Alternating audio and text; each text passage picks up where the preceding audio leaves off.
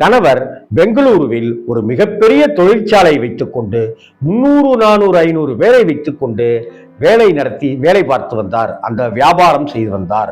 அந்த ஆலையை நடத்தி வந்தார். ஒரு கட்டத்தில் சரோஜா தேவி தன் கணவருடன் இணைந்து அந்த தொழிற்சாலையை நடத்தினார். கணவரின் மறைவுக்கு பிறகும் அந்த தொழிற்சாலையை நேற்று வரை நடத்தி கொண்டிருந்தார்.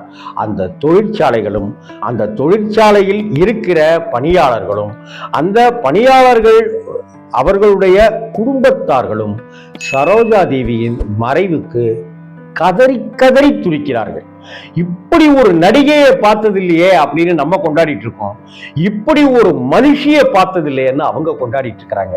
அப்பேற்பட்ட தமிழ் திரையுலகின் மிகச்சிறந்த ஆகச்சிறந்த அடையாளங்களில் ஒன்றான சரோஜா தேவி அம்மாவின் ஆத்மா சாந்தி அடைய நாமும் பிரார்த்தனை செய்வோம். வணக்கம்.